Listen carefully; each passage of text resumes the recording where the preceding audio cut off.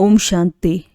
ಇಂದಿನ ದಿನಾಂಕ 6/12/2025. ಪ್ರಾರ್ಥ ಮುರುಳಿ ಬಾಪ್ತಾದ ಮಧುಬನ. ಮಧುರ ಮಕ್ಕಳೇ, ಈ ಶರೀರರೂಪಿ ಗೊಂಬೆಯು ಆತ್ಮರೂಪಿ ಚೈತನ್ಯ ಕೀಲಿಯಿಂದ ಚಾಬಿ ನಡೆಯುತ್ತದೆ. ನೀವು ತಮ್ಮನ್ನು ಆತ್ಮನಿಶ್ಚಯ ಮಾಡಿಕೊಳ್ಳಿ, ಆಗ ನಿರ್ಭಯರಾಗಿ ಬಿಡುತ್ತೀರಿ. ಪ್ರಶ್ನೆ: ಆತ್ಮವು ಶರೀರದ ಜೊತೆ ಆಟವಾಡುತ್ತಾ ಕೆಳಗೆ ಬಂದಿದೆ, ಆದ್ದರಿಂದ ಅದಕ್ಕೆ ಯಾವ ಹೆಸರು ಕೊಡುವಿರಿ? ಉತ್ತರ: ಕೀಲುಗೊಂಬೆ. ಹೇಗೆ ಡ್ರಾಮಾದಲ್ಲಿ ಕೀಲುಗೊಂಬೆಯಾಟವನ್ನು ತೋರಿಸುತ್ತಾರೆ, ಹಾಗೆಯೇ ನೀವಾತ್ಮಗಳು ಕೀಲುಗೊಂಬೆಯ ತರಹ 5000 ವರ್ಷಗಳಲ್ಲಿ ಆಟವನ್ನಾಡುತ್ತಾ ಕೆಳಗೆ ಬಂದು ಬಿಟ್ಟಿದ್ದೀರಿ. ತಂದೆಯು ನೀವು ಕೀಲುಗೊಂಬೆಗಳಿಗೆ ಮೇಲೇರುವ ಮಾರ್ಗವನ್ನು ತಿಳಿಸಲು ಬಂದಿದ್ದಾರೆ. ನೀವೀಗ ಶ್ರೀಮತದ ಕೀಲಿಯನ್ನು ಉಪಯೋಗಿಸಿ ಆಗ ಮೇಲೆ ಹೊರಟು ಹೋಗುತ್ತೀರಿ. ಗೀತೆ. ಸಭೆಯಲ್ಲಿ ಜ್ಯೋತಿ ಬೆಳಗಿತು.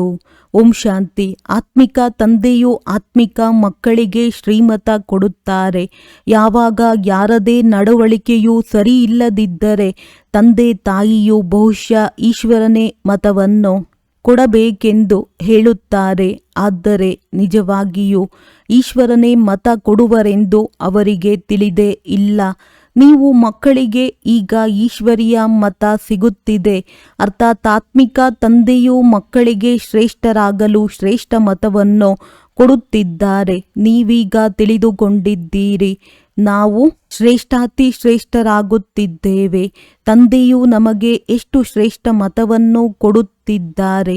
ನಾವು ಅವರ ಮತದಂತೆ ನಡೆದು ಮನುಷ್ಯರಿಂದ ದೇವತೆಗಳಾಗುತ್ತಿದ್ದೇವೆ. ಅಂದ ಮೇಲೆ ಮನುಷ್ಯರನ್ನು ದೇವತೆಗಳನ್ನಾಗಿ ಮಾಡುವವರು ಅವರೇ ತಂದೆಯಾಗಿದ್ದಾರೆಂಬುದು ಸಿದ್ಧವಾಗುತ್ತದೆ. ಮನುಷ್ಯರಿಂದ ದೇವತೆಯನ್ನಾಗಿ ಮಾಡಿದರು ಎಂದು ಸಿಖ್ಖರು ಆಡುತ್ತಾರೆ. ಅಂದಾಗ ಅವಶ್ಯವಾಗಿ ತಂದೆಯು ಮನುಷ್ಯರಿಂದ ದೇವತೆಗಳನ್ನಾಗಿ ಮಾಡುವ ಮತ ಕೊಡುತ್ತಾರೆ. ಏಕೋಂಕಾರ್ ಕರ್ತ ಪುರುಷ ನಿರ್ಭಯ ಎಂದು ಅವರ ಮಹಿಮೆಯೂ ಇದೆ. ಅಂದರೆ ನೀವೆಲ್ಲರೂ ನಿರ್ಭಯರಾಗಿ ಬಿಡುತ್ತೀರಿ. ತಮ್ಮನ್ನು ಆತ್ಮನೆಂದು ತಿಳಿಯುತ್ತೀರಲ್ಲವೇ? ಆತ್ಮಕ್ಕೆ ಯಾವುದೇ ಭಯವಿರುವುದಿಲ್ಲ. ತಂದೆಯು ತಿಳಿಸುತ್ತಾರೆ, ಮಕ್ಕಳೇ ನಿರ್ಭಯರಾಗಿ. ನಿಮಗೆ ಭಯವೆಲ್ಲಿಂದ ಬರುವುದು? ಯಾವುದೇ ಭಯವಿಲ್ಲ.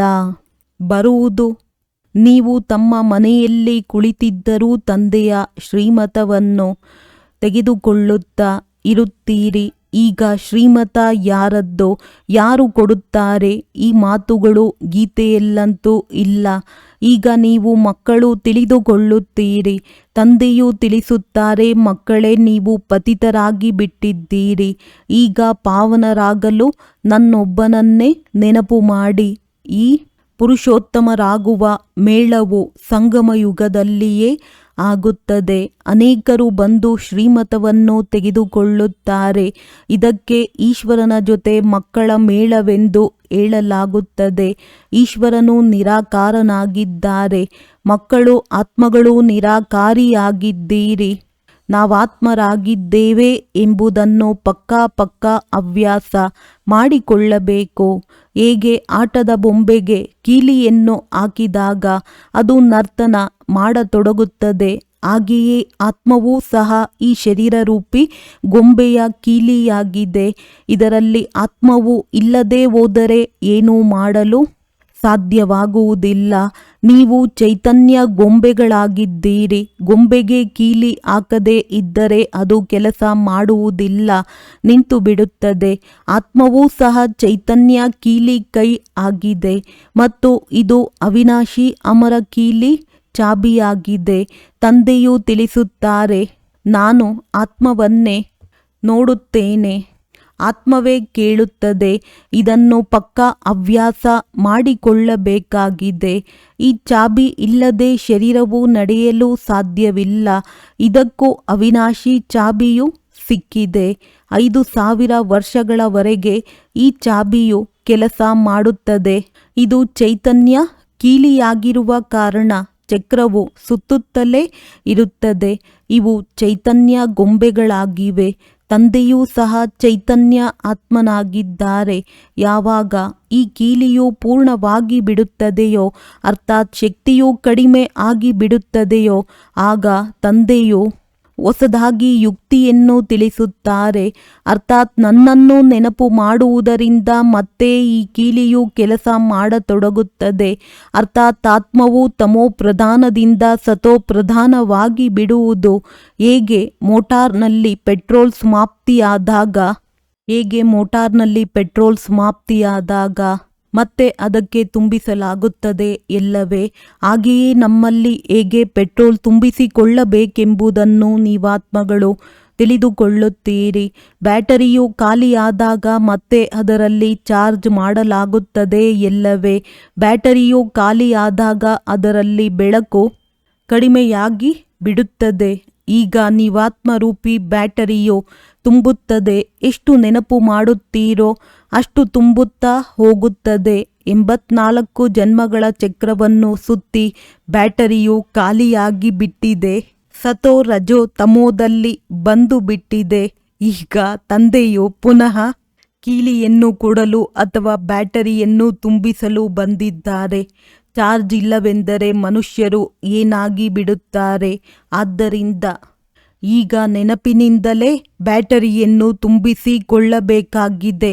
ಇದಕ್ಕೆ ಮಾನವರೂಪಿ ಬ್ಯಾಟರಿ ಎಂದು ಹೇಳಲಾಗುವುದು. ತಂದೆಯು ತಿಳಿಸುತ್ತಾರೆ, ನನ್ನೊಂದಿಗೆ ಯೋಗವನ್ನಿಡಿ. ಈ ಜ್ಞಾನವನ್ನು ಒಬ್ಬ ತಂದೆಯೇ ಕೊಡುತ್ತಾರೆ. ಸದ್ಗತಿದಾತ ತಂದೆಯು ಅವರೊಬ್ಬರೇ ಆಗಿದ್ದಾರೆ. ಈಗ ನಿಮ್ಮ ಬ್ಯಾಟರಿಯು ಈ ರೀತಿ ತುಂಬುತ್ತದೆ. ಅದರಿಂದ 84 ಜನ್ಮಗಳವರೆಗೆ ಪೂರ್ಣ ಪಾತ್ರವನ್ನು ಅಭಿನಯಿಸುತ್ತೀರಿ.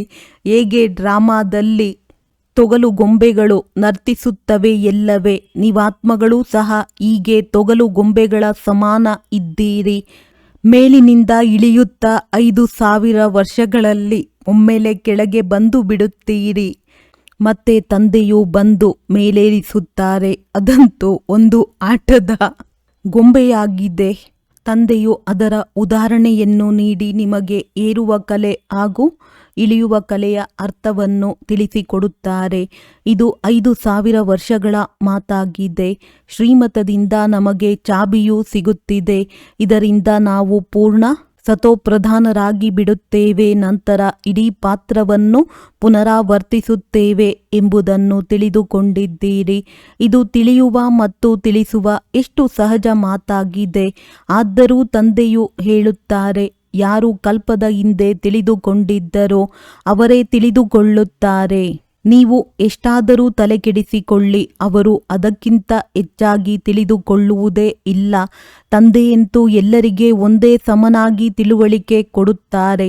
ನೀವು ಎಲ್ಲಿ ಬೇಕಾದರೂ ತಂದೆಯನ್ನು ನೆನಪು ಮಾಡಬಹುದಾಗಿದೆ. ಬಲೆ ಸನ್ಮುಖದಲ್ಲಿ ಬ್ರಾಹ್ಮಣಿ ಇಲ್ಲದಿದ್ದರೂ ಸಹ ನೀವು ನೆನಪಿನಲ್ಲಿ ಕುಳಿತುಕೊಳ್ಳಬಹುದು. ಏಕೆಂದರೆ ತಂದೆಯ ನೆನಪಿನಿಂದಲೇ ನಿಮ್ಮ ವಿಕರ್ಮಗಳು ವಿನಾಶವಾಗುತ್ತವೆ ಎಂದು ನಿಮಗೆ ತಿಳಿದಿದೆ. ಅಂದ ಮೇಲೆ ಆ ತಂದೆಯ ನೆನಪಿನಲ್ಲಿ ಕುಳಿತು ಬಿಡಬೇಕಾಗಿದೆ. ಬೇರೆಯವರು ನಿಮ್ಮನ್ನು ವಿಶೇಷವಾಗಿ ಕೂರಿಸುವ ಅವಶ್ಯಕತೆ ಇಲ್ಲ. ತಿನ್ನುತ್ತಾ ಕುಡಿಯುತ್ತಾ ಸ್ನಾನ ಇತ್ಯಾದಿಗಳನ್ನು ಮಾಡುತ್ತಲೂ ತಂದೆಯನ್ನು ನೆನಪು ಮಾಡಿ. ಸ್ವಲ್ಪ ಸಮಯಕ್ಕಾಗಿ ನಿಮ್ಮ ಸನ್ಮುಖದಲ್ಲಿ ಅನ್ಯರು ನೆನಪು ಮಾಡಿಸಲು ಕುಳಿತುಕೊಳ್ಳುತ್ತಾರೆ. ಹಾಗೆಂದು ಹೇಳಿ ಅವರು ಯಾವಾಗಲೂ ನಿಮಗೆ ಸಹಯೋಗ ನೀಡುತ್ತಾರೆಂದಲ್ಲ. ಪ್ರತಿಯೊಬ್ಬರೂ ತಮಗೆ ತಾವು ಸಹಯೋಗ ಕೊಟ್ಟುಕೊಳ್ಳಬೇಕಾಗಿದೆ. ಈಗೀಗೆ ಮಾಡಿ, ಆಗ ನಿಮ್ಮದ್ದು ದೈವಿ ಬುದ್ಧಿಯಾಗುವುದು ಎಂದು ಈಶ್ವರನಂತೂ ಮತ ನೀಡಿದ್ದಾರೆ. ತಂದೆಯು ಇದನ್ನು ಒತ್ತು ಕೊಟ್ಟು ಹೇಳುತ್ತಾರೆ. ಶ್ರೀಮತವನ್ನು ಎಲ್ಲರಿಗೆ ಕೊಡುತ್ತಿರುತ್ತಾರೆ. ಇಷ್ಟಂತೂ ಅವಶ್ಯವಾಗಿದೆ. ಕೆಲವರ ಬುದ್ಧಿಯು ತಣ್ಣಗಿದೆ, ಕೆಲವರದ್ದು ತೀಕ್ಷ್ಣವಿದೆ. ಪಾವನ ತಂದೆಯ ಜೊತೆ ನಿಮ್ಮ ಬುದ್ಧಿಯೋಗವಿಲ್ಲವೆಂದರೆ ಬ್ಯಾಟರಿಯು ಚಾರ್ಜ್ ಆಗುವುದಿಲ್ಲ. ತಂದೆಯ ಶ್ರೀಮತವನ್ನು ಪಾಲಿಸುವುದಿಲ್ಲ. ಯೋಗವು ಹಿಡಿಸುವುದೇ ಇಲ್ಲ.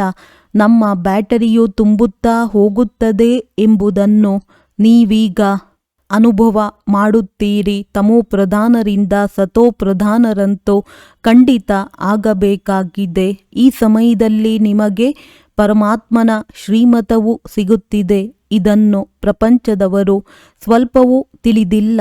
ನನ್ನ ಮತದಿಂದ ನೀವು ದೇವತೆಗಳಾಗಿ ಬಿಡುತ್ತೀರಿ. ಇದಕ್ಕಿಂತಲೂ ಶ್ರೇಷ್ಠ ಮತವು ಮತ್ಯಾವುದೂ ಇಲ್ಲ. ಸತ್ಯಯುಗದಲ್ಲಿಯೂ ಈ ಜ್ಞಾನವಿರುವುದಿಲ್ಲ. ಇದು ನಾಟಕದಲ್ಲಿ ಮಾಡಲ್ಪಟ್ಟಿದೆ. ನಿಮ್ಮನ್ನು ಪುರುಷೋತ್ತಮರನ್ನಾಗಿ ಮಾಡುವ ತಂದೆಯು ಸಂಗಮ ಯುಗದಲ್ಲಿಯೇ ಬರುತ್ತಾರೆ. ನಂತರ ಇದರ ನೆನಪಾರ್ಥವಾಗಿ ಭಕ್ತಿ ಮಾರ್ಗದಲ್ಲಿ ಹಬ್ಬಗಳನ್ನಾಚರಿಸುತ್ತಾರಲ್ಲವೇ? ದಶಹರಾ ಹಬ್ಬವನ್ನು ಆಚರಿಸುತ್ತಾರೆ. ವಾಸ್ತವದಲ್ಲಿ ತಂದೆಯು ಯಾವಾಗ ಬರುತ್ತಾರೆಯೋ ಆಗ ದಶಹರಾ ಆಗುತ್ತದೆ. ಅರ್ಥಾತ್ ದಶಕಂಠ ರಾವಣನ ಸಂಹಾರವಾಗುತ್ತದೆ. 5000 ವರ್ಷಗಳ ನಂತರ ಪ್ರತಿಯೊಂದು ಮಾತು ಪುನರಾವರ್ತನೆಯಾಗುತ್ತದೆ. ನೀವು ಮಕ್ಕಳಿಗೆ ಈ ಈಶ್ವರಿಯ ಮತ ಅರ್ಥಾತ್ ಶ್ರೀಮತವು ಸಿಗುತ್ತಿದೆ. ಇದರಿಂದ ನೀವು ಶ್ರೇಷ್ಠರಾಗುತ್ತೀರಿ. ನೀವಾತ್ಮಗಳು ಸತೋಪ್ರಧಾನರಾಗಿದ್ದೀರಿ. ಮತ್ತೆ ಇಳಿಯುತ್ತಾ ತಮೋಪ್ರಧಾನ ಭ್ರಷ್ಟರಾಗಿ ಬಿಡುತ್ತೀರಿ. ನಂತರ ತಂದೆಯು ಬಂದು ಜ್ಞಾನ ಮತ್ತು ಯೋಗವನ್ನು ಕಲಿಸಿ ಸತೋಪ್ರಧಾನ ಶ್ರೇಷ್ಠರನ್ನಾಗಿ ಮಾಡುತ್ತಾರೆ ಮತ್ತು ನೀವು ಏಣಿಯನ್ನು ಹೇಗೆ ಕೆಳಗಿಳಿಯುತ್ತೀರಿ ಎಂಬುದನ್ನು ತಿಳಿಸುತ್ತಾರೆ. ಈ ನಾಟಕವು ನಡೆಯುತ್ತಾ ಇರುತ್ತದೆ. ಇದರ ಆದಿ ಮಧ್ಯ ಅಂತ್ಯವನ್ನು ಯಾರೂ ತಿಳಿದುಕೊಂಡಿಲ್ಲ. ತಂದೆಯು ತಿಳಿಸಿದ್ದಾರೆ ಅಂದ ಮೇಲೆ ಈಗ ನಿಮಗೆ ಸ್ಮೃತಿ ಬಂದಿತಲ್ಲವೇ? ಪ್ರತಿಯೊಬ್ಬರ ಜನ್ಮದ ಕಥೆಯನ್ನಂತೂ ತಿಳಿಸಲು ಸಾಧ್ಯವಿಲ್ಲ. ಓದಿ ತಿಳಿಸಲು ಅದನ್ನು ಬರೆಯಲು ಆಗುವುದೂ ಇಲ್ಲ. ಇದನ್ನು ತಂದೆಯು ತಿಳಿಸಿಕೊಡುತ್ತಾರೆ.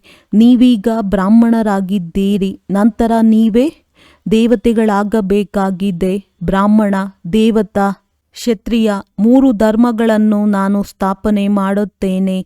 ಈಗ ನಿಮ್ಮ ಬುದ್ಧಿಯಲ್ಲಿದೆ, ನಾವು ತಂದೆಯ ಮೂಲಕ ಬ್ರಾಹ್ಮಣ ವಂಶೀಯರಾಗುತ್ತೇವೆ. ನಂತರ ಸೂರ್ಯವಂಶಿ, ಚಂದ್ರವಂಶೀಯರಾಗುತ್ತೇವೆ. ಯಾರು ಅನುತ್ತೀರ್ಣರಾಗುವರೋ ಅವರು ಚಂದ್ರವಂಶೀಯವರಾಗಿ ಬಿಡುತ್ತಾರೆ.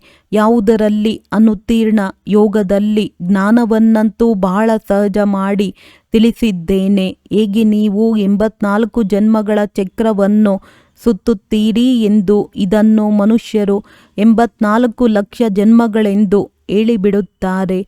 ಅಂದಾಗ ಎಷ್ಟು ದೂರ ತೆಗೆದುಕೊಂಡು ಹೋಗಿದ್ದಾರೆ. ಈಗ ನಿಮಗೆ ಈಶ್ವರಿಯ ಮತ ಸಿಗುತ್ತಿದೆ. ಈಶ್ವರನು ಒಂದೇ ಬಾರಿ ಬರುತ್ತಾರೆ. ಅಂದ ಮೇಲೆ ಅವರ ಮತವು ಒಂದೇ ಬಾರಿ ಸಿಗುವುದು. ಒಂದು ದೇವಿ ದೇವತಾ ಧರ್ಮವಿತ್ತು. ಅವಶ್ಯವಾಗಿ ಅವರಿಗೆ ಈಶ್ವರಿಯ ಮತ ಸಿಕ್ಕಿತು. ಅಂದ ಮೇಲೆ ಅದಕ್ಕೆ ಮೊದಲು ಸಂಗಮ ಯುಗವಿತ್ತು. ತಂದೆಯು ಬಂದು ಪ್ರಪಂಚವನ್ನು ಪರಿವರ್ತನೆ ಮಾಡುತ್ತಾರೆ. ನೀವೀಗ ಪರಿವರ್ತನೆಯಾಗುತ್ತಿದ್ದೀರಿ. ಈ ಸಮಯದಲ್ಲಿ ನಿಮ್ಮನ್ನು ತಂದೆಯು ಪರಿವರ್ತನೆ ಮಾಡುತ್ತಾರೆ. ಕಲ್ಪವೂ ನಾವು ಪರಿವರ್ತನೆಯಾಗುತ್ತಾ ಬಂದಿದ್ದೇವೆ. ಪರಿವರ್ತನೆಯಾಗುತ್ತಲೇ ಇರುತ್ತೇವೆಂದು ನೀವು ಹೇಳುತ್ತೀರಿ. ಇದು ಚೈತನ್ಯ ಬ್ಯಾಟರಿಯಾಗಿದೆ ಎಲ್ಲವೇ? ಅದು ಜಡವಾಗಿದೆ. ಮಕ್ಕಳಿಗೆ ಅರ್ಥವಾಗಿದೆ. 5000 ವರ್ಷಗಳ ನಂತರ ತಂದೆಯು ಬಂದಿದ್ದಾರೆ. ಶ್ರೇಷ್ಠಾತಿ ಶ್ರೇಷ್ಠ ಮತವನ್ನು ಕೊಡುತ್ತಾರೆ. ಸರ್ವಶ್ರೇಷ್ಠ ಭಗವಂತನ ಮತವೂ ಸಿಗುತ್ತಿದೆ.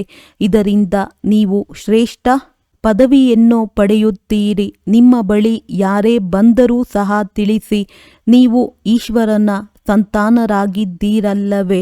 ಈಶ್ವರನು ಶಿವ ತಂದೆಯಾಗಿದ್ದಾರೆ. ಶಿವ ಜಯಂತಿಯನ್ನು ಆಚರಿಸುತ್ತಾರೆ.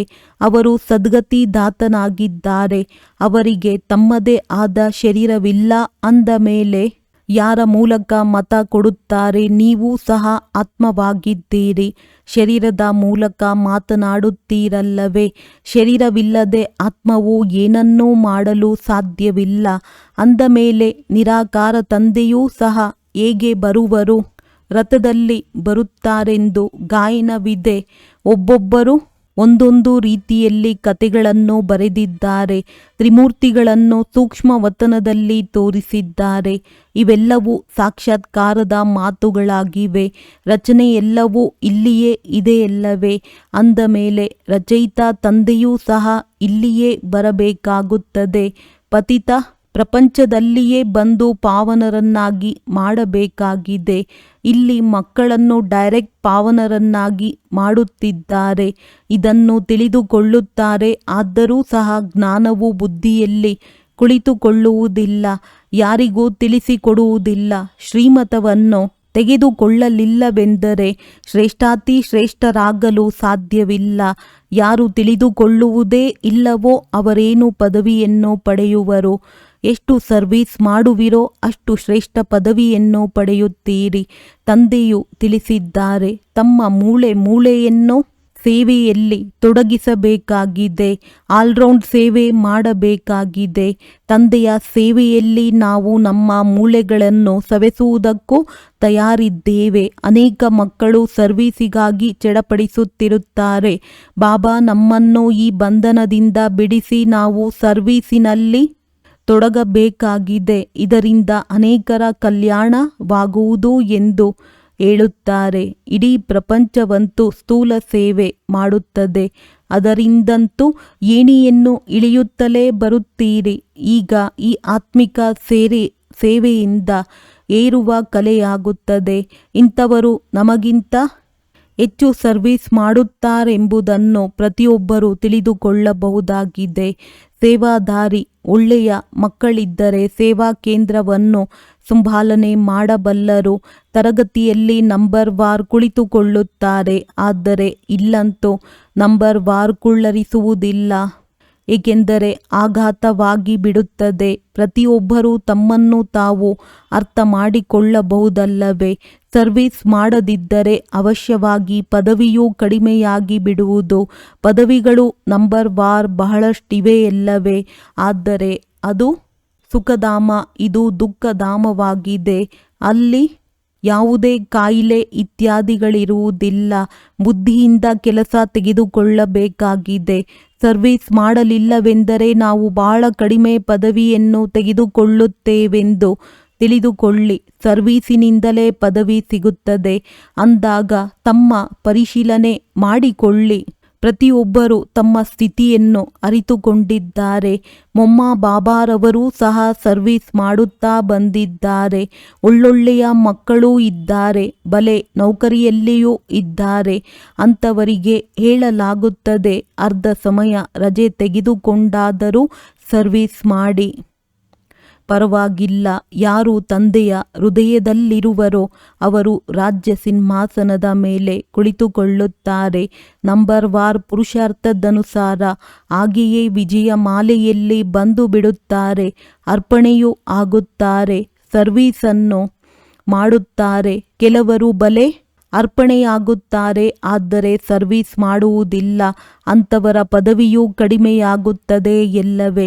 ಶ್ರೀಮತದಿಂದ ಈ ರಾಜಧಾನಿಯು ಸ್ಥಾಪನೆಯಾಗುತ್ತದೆ. ಈ ರೀತಿ ಎಂದಾದರೂ ಕೇಳಿದ್ದೀರಾ? ಅಥವಾ ವಿದ್ಯೆಯಿಂದ ರಾಜಧಾನಿಯು ಸ್ಥಾಪನೆಯಾಗುತ್ತದೆ ಎಂಬುದನ್ನು ಎಂದಾದರೂ ಕೇಳಿದ್ದೀರಾ? ಅಥವಾ ನೋಡಿದ್ದೀರಾ? ದಾನ ಪುಣ್ಯ ಮಾಡುವುದರಿಂದ ಬಲೆ ರಾಜನ ಮನೆಯಲ್ಲಿ ಜನ್ಮ ಪಡೆಯಲೂಬಹುದು. ಆದರೆ ವಿದ್ಯೆಯಿಂದ ರಾಜ್ಯ ಪದವಿಯನ್ನು ಪಡೆದ ಮಾತನ್ನು ಎಂದೂ ಯಾರೂ ಹೇಳಿರುವುದಿಲ್ಲ, ಯಾರಿಗೂ ತಿಳಿದು ಇಲ್ಲ. ತಂದೆಯು ತಿಳಿಸುತ್ತಾರೆ, ನೀವೇ ಪೂರ್ಣ 84 ಜನ್ಮಗಳನ್ನು ತೆಗೆದುಕೊಂಡಿದ್ದೀರಿ. ನೀವೀಗ ಮೇಲೆ ಹೋಗಬೇಕಾಗಿದೆ. ಇದು ಬಹಳ ಸಹಜವೂ ಆಗಿದೆ. ನೀವು ನಂಬರ್ ವಾರ್ ಪುರುಷಾರ್ಥದನುಸಾರ ಕಲ್ಪಕಲ್ಪವೂ ತಿಳಿದುಕೊಳ್ಳುತ್ತೀರಿ. ತಂದೆಯು ನೆನಪು ಪ್ರೀತಿಯನ್ನು ಸಹ ನಂಬರ್ ವಾರ್ ಪುರುಷಾರ್ಥದನುಸಾರವೇ ಕೊಡುತ್ತಾರೆ. ಯಾರು ಸರ್ವೀಸಿನಲ್ಲಿದ್ದಾರೆಯೋ ಅವರಿಗೆ ಹೆಚ್ಚು ನೆನಪು ಪ್ರೀತಿಯನ್ನು ಕೊಡುತ್ತಾರೆ. ಅಂದಾಗ ಪರಿಶೀಲನೆ ಮಾಡಿಕೊಳ್ಳಿ, ನಾನು ತಂದೆಯ ಹೃದಯವನ್ನು ಏರಿದ್ದೇನೆಯೇ? ಮಾಲೆಯ ಮಣಿಯಾಗಲು ಸಾಧ್ಯವೇ? ವಿದ್ಯಾವಂತರ ಮುಂದೆ ಅವಿದ್ಯಾವಂತರು ಅವಶ್ಯವಾಗಿ ತಲೆಬಾಗುವರು. ಆದ್ದರಿಂದ ಮಕ್ಕಳು ಪುರುಷಾರ್ಥ ಮಾಡಲಿ ಎಂದು ತಂದೆಯು ತಿಳಿಸುತ್ತಾರೆ. ಆದರೆ ಡ್ರಾಮಾದಲ್ಲಿ ಪಾತ್ರವಿಲ್ಲವೆಂದರೆ ಎಷ್ಟಾದರೂ ತಲೆಕೆಡಿಸಿಕೊಳ್ಳಲಿ, ಅವರು ಮೇಲೇರುವುದಿಲ್ಲ. ಯಾವುದಾದರೊಂದು ಗ್ರಹಚಾರವು ಕುಳಿತುಕೊಳ್ಳುತ್ತದೆ. ದೇಹಾಭಿಮಾನದಿಂದಲೇ ಮತ್ತೆಲ್ಲ ವಿಕಾರಗಳು ಬರುತ್ತವೆ. ಮುಖ್ಯ ಕಠಿಣ ಕಾಯಿಲೆಯು ದೇಹಾಭಿಮಾನದ್ದಾಗಿದೆ. ಸತ್ಯಯುಗದಲ್ಲಿ ದೇಹಾಭಿಮಾನದ ಹೆಸರೇ ಇರುವುದಿಲ್ಲ. ಅಲ್ಲಿ ನಿಮ್ಮದು ಪ್ರಾರಬ್ಧವಿರುತ್ತದೆ. ಇದನ್ನು ತಂದೆಯು ಇಲ್ಲಿಯೇ ತಿಳಿಸುತ್ತಾರೆ. ತಮ್ಮನ್ನು ಆತ್ಮನೆಂದು ತಿಳಿದು ನನ್ನೊಬ್ಬನನ್ನೇ ನೆನಪು ಮಾಡಿ ಎಂಬ ಶ್ರೀಮತವನ್ನು ಮತ್ಯಾರೂ ಕೊಡುವುದಿಲ್ಲ. ಇದು ಮುಖ್ಯ ಮಾತಾಗಿದೆ. ಅಂದಾಗ ಇದನ್ನು ಬರೆಯಿರಿ. ನಿರಾಕಾರ ಭಗವಂತನು ತಿಳಿಸುತ್ತಾರೆ, ನನ್ನೊಬ್ಬನನ್ನು ನೆನಪು ಮಾಡಿ ತಮ್ಮನ್ನು ಆತ್ಮನೆಂದು ತಿಳಿಯಿರಿ. ತಮ್ಮ ದೇಹವನ್ನೂ ಸಹ ನೆನಪು ಮಾಡಿಕೊಳ್ಳಬೇಡಿ. ಹೇಗೆ ಭಕ್ತಿಯಲ್ಲಿಯೂ ಸಹ ಒಬ್ಬ ಶಿವನಿಗೆ ಪೂಜೆ ಮಾಡುತ್ತೀರಿ. ಅಂದಾಗ ಈಗ ಜ್ಞಾನವನ್ನು ಕೇವಲ ನಾನೇ ಕೊಡುತ್ತೇನೆ. ಉಳಿದೆಲ್ಲವೂ ಭಕ್ತಿಯಾಗಿದೆ. ಅವ್ಯಭಿಚಾರಿ ಜ್ಞಾನವು ನಿಮಗೆ ಒಬ್ಬ ಶಿವ ತಂದೆಯಿಂದಲೇ ಸಿಗುತ್ತದೆ. ಈ ಜ್ಞಾನ ಸಾಗರನಿಂದ ರತ್ನಗಳು ಸಿಗುತ್ತವೆ. ಆ ಸ್ಥೂಲ ಸಾಗರದ ಮಾತಿಲ್ಲ. ಈ ಜ್ಞಾನ ಸಾಗರನು ನೀವು ಮಕ್ಕಳಿಗೆ ಜ್ಞಾನ ರತ್ನಗಳನ್ನು ಕೊಡುತ್ತಾರೆ. ಇದರಿಂದ ನೀವು ದೇವತೆಗಳಾಗುತ್ತೀರಿ. ಶಾಸ್ತ್ರಗಳಲ್ಲಿ ಏನೇನೋ ಬರೆದು ಬಿಟ್ಟಿದ್ದಾರೆ. ಸಾಗರದಿಂದ ದೇವತೆಗಳು ಹೊರಬಂದರು ಮತ್ತೆ ರತ್ನಗಳನ್ನು ಕೊಟ್ಟರು ಎಂದು ಹೇಳುತ್ತಾರೆ. ವಾಸ್ತವದಲ್ಲಿ ನೀವು ಜ್ಞಾನ ಸಾಗರನ ಮಕ್ಕಳಿಗೆ ಜ್ಞಾನ ರತ್ನಗಳನ್ನು ಕೊಡುತ್ತಾರೆ. ನೀವು ಜ್ಞಾನ ರತ್ನಗಳನ್ನು ಆರಿಸಿಕೊಳ್ಳುತ್ತಿದ್ದೀರಿ. ಆದ್ದರಿಂದ ಕಲ್ಲು ಬುದ್ಧಿಯವರಾಗಿ ಬಿಟ್ಟಿರಿ. ಈಗ ರತ್ನಗಳನ್ನು ಆರಿಸುವುದರಿಂದ ನೀವು ಪಾರಸ ಬುದ್ಧಿಯವರಾಗಿ ಬಿಡುತ್ತೀರಿ. ಪಾರಸನಾಥರಾಗುತ್ತೀರಲ್ಲವೇ. ಈ ಪಾರಸನಾಥರು ಲಕ್ಷ್ಮೀನಾರಾಯಣ ವಿಶ್ವದ ಮಾಲೀಕರಾಗಿದ್ದರು. ಭಕ್ತಿ ಮಾರ್ಗದಲ್ಲಂತೂ ಅನೇಕ ಹೆಸರುಗಳು, ಅನೇಕ ಚಿತ್ರಗಳನ್ನು ಮಾಡಿಬಿಟ್ಟಿದ್ದಾರೆ. ವಾಸ್ತವದಲ್ಲಿ ಲಕ್ಷ್ಮೀನಾರಾಯಣ ಅಥವಾ ಪಾರಸನಾಥ ಎರಡು ಒಂದೇ ಮಾತಾಗಿದೆ. ನೇಪಾಳದಲ್ಲಿ ಪಶುಪತಿನಾಥನ ಮೇಳವಾಗುತ್ತದೆ. ಅವರು ಪಾರಸನಾಥನೇ ಆಗಿದ್ದಾರೆ. ಒಳ್ಳೆಯದು. ಮಧುರಾತಿ ಮಧುರ ಅಗಲಿ ಹೋಗಿ ಮರಳಿ ಸಿಕ್ಕಿರುವ ಮಕ್ಕಳ ಪ್ರತಿ ಮಾತ್ಪಿತಾ ಬಾಪ್ದಾದಾರವರ ನೆನಪು, ಪ್ರೀತಿ ಹಾಗೂ ಸುಪ್ರಭಾತ. ಆತ್ಮಿಕ ಮಕ್ಕಳಿಗೆ ಆತ್ಮಿಕ ತಂದೆಯ ನಮಸ್ತೆ. ಧಾರಣೆಗಾಗಿ ಮುಖ್ಯ ಸಾರ. ತಂದೆಯು ಯಾವ ಜ್ಞಾನ ರತ್ನಗಳನ್ನು ಕೊಟ್ಟಿದ್ದಾರೆಯೋ ಅವನ್ನೇ ಆರಿಸಿಕೊಳ್ಳಬೇಕಾಗಿದೆ, ಕಲ್ಲುಗಳನ್ನಲ್ಲ. ದೇಹಾಭಿಮಾನದ ಕಠಿಣ ಕಾಯಿಲೆಯಿಂದ ಸ್ವಯಂವನ್ನು ಪಾರು ಮಾಡಿಕೊಳ್ಳಬೇಕಾಗಿದೆ. ತಮ್ಮ ಬ್ಯಾಟರಿಯನ್ನು ಫುಲ್ ಚಾರ್ಜ್ ಮಾಡಿಕೊಳ್ಳಲು ಪವರ್ ಹೌಸ್ ತಂದೆಯ ಜೊತೆ ಬುದ್ಧಿಯೋಗವನ್ನು ಜೋಡಿಸಬೇಕಾಗಿದೆ. ಆತ್ಮ ಅಭಿಮಾನಿಯಾಗಿರುವ ಪುರುಷಾರ್ಥ ಮಾಡಬೇಕು. ನಿರ್ಭಯರಾಗಿರಬೇಕಾಗಿದೆ. ವರದಾನ. ದಾತಾತನದ ಭಾವನೆಯ ಮುಖಾಂತರ ಇಚ್ಛಾ ಮಾತ್ರಂ ಅವಿದ್ಯಾ ಸ್ಥಿತಿಯ ಅನುಭವ ಮಾಡುವಂತಹ ತೃಪ್ತ ಆತ್ಮಭವ. ಸದಾ ಒಂದೇ ಲಕ್ಷ್ಯ ಇರಲಿ. ನಾನು ದಾತನ ಮಗುವಾಗಿ ಸರ್ವ ಆತ್ಮರಿಗೆ ಕೊಡಬೇಕು. ದಾತಾತನದ ಭಾವನೆ ಇಡುವುದರಿಂದ ಸಂಪನ್ನ ಆತ್ಮರಾಗಿ ಬಿಡುವಿರಿ. ಮತ್ತು ಯಾರು ಸಂಪನ್ನರಾಗಿರುತ್ತಾರೆ ಅವರು ಸದಾ ತೃಪ್ತರಾಗಿರುತ್ತಾರೆ. ನಾನು ಕೊಡುವಂತಹ ದಾತನ ಮಗು ಆಗಿದ್ದೇನೆ. ಕೊಡುವುದೇ ತೆಗೆದುಕೊಳ್ಳುವುದಾಗಿದೆ. ಇದೇ ಭಾವನೆ ಸದಾ ನಿರ್ವಿಘ್ನ ಇಚ್ಛಾ ಮಾತ್ರಂ ಅವಿದ್ಯಾ ಸ್ಥಿತಿಯ ಅನುಭವವನ್ನು ಮಾಡಿಸುತ್ತದೆ. ಸದಾ ಒಂದೇ ಲಕ್ಷ್ಯದ ಕಡೆ ಗಮನ ಇರಲಿ. ಆ ಲಕ್ಷ್ಯವಾಗಿದೆ ಬಿಂದು. ಮತ್ತು ಬೇರೆ ಯಾವುದೇ ಮಾತಿನ ವಿಸ್ತಾರವನ್ನು ನೋಡುತ್ತಿದ್ದರೂ ನೋಡದಂತೆ, ಕೇಳುತ್ತಿದ್ದರೂ ಕೇಳದಂತಿರಿ. ಸ್ಲೋಗನ್. ಬುದ್ಧಿ ಹಾಗೂ ಸ್ಥಿತಿ ಒಂದು ವೇಳೆ ಬಲಹೀನವಾಗಿದ್ದಾಗ ಅದರ ಕಾರಣವಾಗಿದೆ ವ್ಯರ್ಥ ಸಂಕಲ್ಪ. ಅವ್ಯಕ್ತ ಸೂಚನೆ. ಈಗ ಸಂಪನ್ನ ಅಥವಾ ಕರ್ಮಾತೀತರಾಗುವುದರಲ್ಲಿ ತತ್ಪರರಾಗಿರಿ. ಕರ್ಮಾತೀತರಾಗುವುದಕ್ಕೆ ಕರ್ಮಗಳ ಲೆಕ್ಕಾಚಾರದಿಂದ ಮುಕ್ತರಾಗಿ, ಸೇವೆಯಲ್ಲಿಯೂ ಸೇವೆಯ ಬಂಧನದಲ್ಲಿ ಬಂಧಿತರಾಗಿರುವ ಸೇವಾದಾರಿಯಲ್ಲ. ಬಂಧನ ಮುಕ್ತರಾಗಿ ಸೇವೆ ಮಾಡಿ, ಅರ್ಥಾತ್ ಹದ್ದಿನ ಮಿತವಾದ ರಾಯಲ್ ಇಚ್ಛೆಗಳಿಂದ ಮುಕ್ತರಾಗಿರಿ. ಹೇಗೆ ದೇಹದ ಬಂಧನದಿಂದ ದೇಹದ ಸಂಬಂಧದ ಬಂಧನ, ಇಂತಹ ಸೇವೆಯಲ್ಲಿ ಸ್ವಾರ್ಥ, ಈ ಬಂಧನವೂ ಸಹ ಕರ್ಮಾತೀತರಾಗುವುದರಲ್ಲಿ ವಿಘ್ನ ಹಾಕುತ್ತದೆ. ಕರ್ಮಾತೀತರಾಗುವುದು ಅರ್ಥಾತ್ ಈ ರಾಯಲ್ ಲೆಕ್ಕಾಚಾರದಿಂದಲೂ ಮುಕ್ತ. ಒಳ್ಳೆಯದು. ಓಂ ಶಾಂತಿ.